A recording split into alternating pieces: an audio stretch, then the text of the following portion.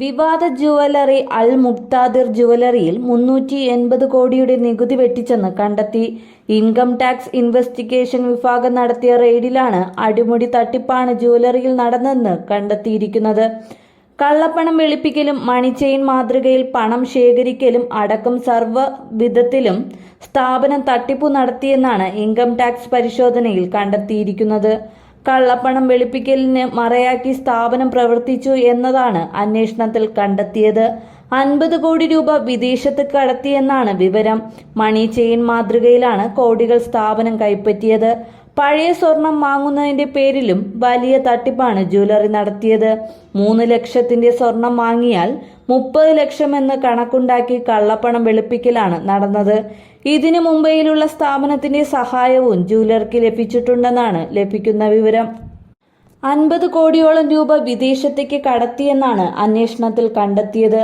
ദുബായിലേക്കാണ് പണം കടത്തിയെന്നാണ് നിലവിൽ വരുന്ന ഇൻകം ടാക്സ് വിഭാഗം നൽകുന്ന സൂചന. രാജ്യത്തിന് നികുതിയായി ലഭിക്കേണ്ട പണമാണ് ഇവർ തട്ടിയെടുത്തത്.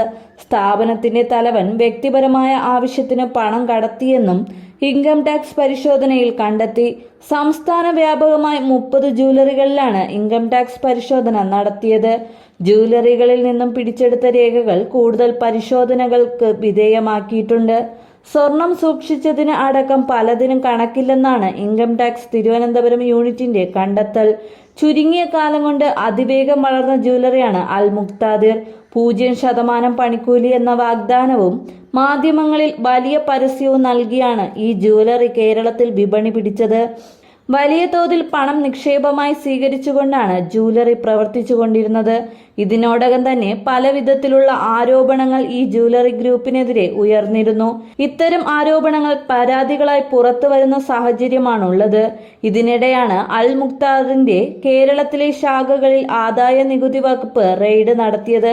കഴിഞ്ഞ ദിവസങ്ങളിൽ അൽ മുക്താദിറിന്റെ ജ്വല്ലറികളിൽ സംസ്ഥാന വ്യാപകമായി ആദായ നികുതി വകുപ്പ് പരിശോധന നടന്നിരുന്നു. ജ്വല്ലറിയുടെ സാമ്പത്തിക ഇടപാടുകളുമായി ബന്ധപ്പെട്ട പരാതികൾ all Kerala gold and silver merchants അസോസിയേഷനും ഉയർത്തിയിരുന്നു. ഈ പശ്ചാത്തലത്തിലാണ് അൽ മുക്താദിറിൽ പരിശോധന നടക്കുന്നത്. മുൻകൂർ പണം സ്വീകരിച്ചുള്ള സ്വർണ്ണ ഇടപാടുകളുമായി ബന്ധപ്പെട്ട പരാതിയുടെ പശ്ചാത്തലത്തിലാണ് പരിശോധന നടന്നത്. മുൻകൂർ പണം വാങ്ങിയ ശേഷം സ്വർണം നൽകിയില്ലെന്ന ആക്ഷേപമാണ് ഉയർന്നത്.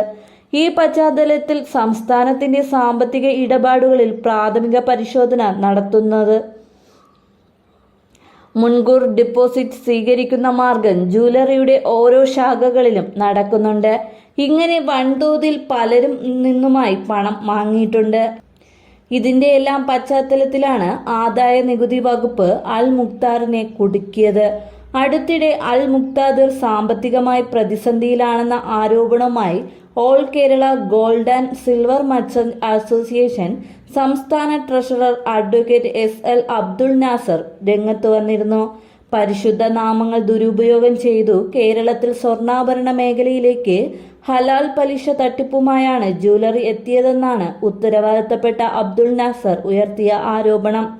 പത്രങ്ങളിലെ പരസ്യം കണ്ട് നിരവധി ഉപഭോക്താക്കൾ വിവാഹ ആവശ്യത്തിന് സ്വർണം വാങ്ങുന്നതിന് ഇയാളുടെ ഷോറൂമുകളിൽ എത്തുന്നവരിൽ നിന്നും വൻതുക ഡെപ്പോസിറ്റായി സ്വീകരിച്ചിരുന്നു. 3-6 മാസം 1 വർഷവും കഴിഞ്ഞ് സ്വർണം നൽകാമെന്ന ഉറപ്പിന്മേലാണ് ഇങ്ങനെ ഡെപ്പോസിറ്റുകൾ സ്വീകരിച്ചിട്ടുള്ളത്. ഇപ്പോൾ സ്വർണം എടുക്കാൻ വരുന്നവർക്ക് സ്വർണം നൽകുന്നില്ല. പല ഉപഭോക്താക്കളും കൈയടിപ്പിക്കാതെ രാത്രി വെളുക്കുവോളം അവിടെ തപസ്സിരുന്നു മറ്റു ഷോറൂമുകളിൽ നിന്നും സ്വർണം എത്തിച്ച് സത്യാഗ്രഹം ഇരിക്കുന്നവർക്ക് നൽകുന്ന പ്രവണതയാണ് ഇപ്പോൾ ജ്വല്ലറിയിൽ നടക്കുന്നു എന്നാണ് അബ്ദുൾ നാസർ ഉയർത്തിയ ആരോപണം.